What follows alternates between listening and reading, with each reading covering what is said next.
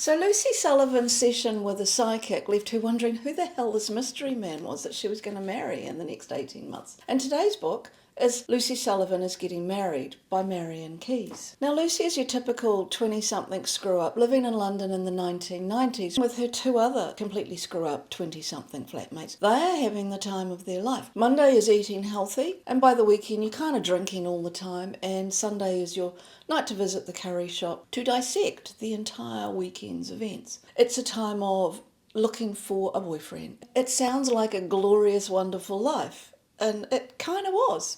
But it kind of isn't. Lucy has the same problems as everyone else. She falls for the wrong guy repeatedly. Generally, her pattern is the charming, penniless drunk who convinces her that she should be the one to pay for everything on her very meagre paycheck. And that kind of runs out quickly. And Lucy adores her father, who's a bit of a drunk. Do we see a pattern here? She's not so keen on her mother, who's always giving her dad a hard time. During this year, Gus, the aforementioned typical drunk, he turns up. Everything is going swimmingly. Lucy is having the best summer of her life, and then Gus does a disappearing act. She's completely lost. But then he breezes back into her life, and her gratitude is overwhelming. And it's very sad to see just how grateful she is that he's come back into her life. Meanwhile, at the same time, her mother announces that she is leaving her father, and Lucy goes, "I'll do it. I'll take care of him. I'll be that person. You couldn't do it. It's all on me." And then her world starts to fall apart. She has a very slow growing realization that her dad isn't just a drinker,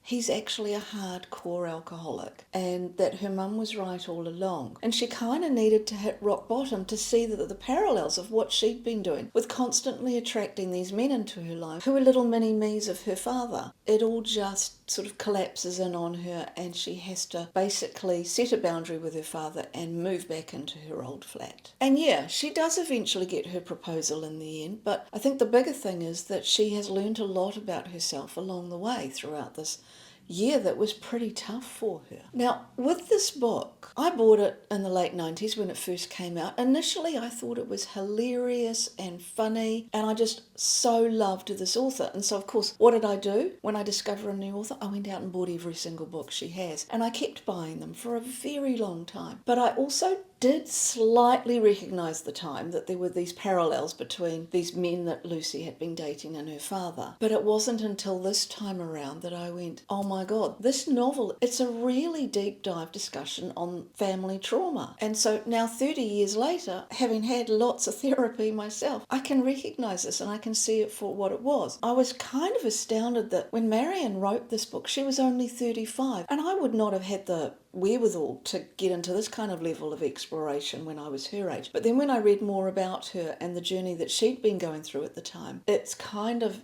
groundbreaking for me, and it's kind of phenomenal that she was able to get into this really deep discussion about family trauma and childhood trauma and wrap it up in a comedy, so it made it kind of more palatable for those of us who weren't ready to get to that stage of self-discovery when we first read it. And we didn't discuss family trauma. Now, the interesting thing about the father, this selfish, narcissistic man, you can tell that he was probably a child of trauma as well, but he hid it by his boozing, his self-loathing, his self-pitying, and the mother's reaction of trying to be the stable parent and providing a structure for Lucy and her brothers. Lucy couldn't see that. She just dived into Dad, who was so much fun, and Mum was just giving him a hard time all the time. So Lucy became an enabler of her father. She was kind of rose-tinted glasses and was wanting to make him feel better. And she was quite brutal to her mother over all these years, which I found kind of sad. I was telling my sister again about this book, and we both agreed that we both loved it. And I said, well, it's really a book about childhood trauma. And she goes, of course it is. And I'm like, well, how the hell did I not recognise this at that time? We were all children of trauma. And like Lucy, we took sides in our family. We played favourites. So the parallels in my own life, I didn't spot them. And then I went into the reflections of what it had been like to live a life as a 20-something in London, but I was doing it in the 80s instead of the 90s. But things hadn't changed that much between those 2 decades. We were still doing the same thing. We were a flat of 6 Aussies and Kiwis, and we were spending all weekend misbehaving, getting drunk, a little bit of getting stoned as well, and picking up these strange men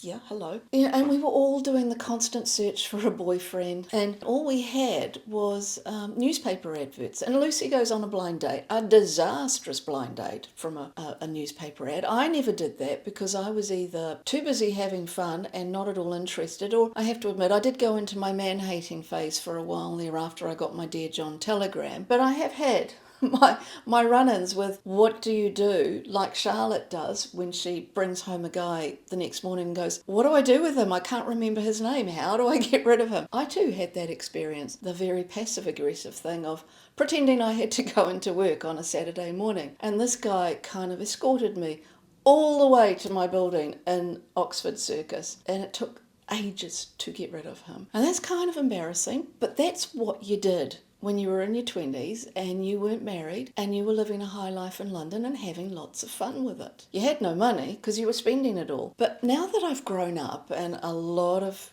counselling later and a lot of therapy and also quite a few psychic consultations, some of which have sent me down a road that was completely, totally wrong for me, and some that sent me down some roads that were actually quite good. I've now come to a place where I'm dealing with the family trauma and the childhood trauma. And I finally got to the space where I understand what Marian was talking about. I mean, I spent so much of my life trying to avoid the bad father, looking for the good father, when in fact I should have been looking for the non-father figure in a relationship. And that takes time. I just needed to understand for myself who I was in all of this dynamics and choose for myself. I'm working my way through my own personal library, and I'm doing it one book at a time and doing these reviews. And this process is me just trying to figure out what I'm going to keep and which books I'm going to let go. And so with this particular one, it was originally going to be a keep because it's signed.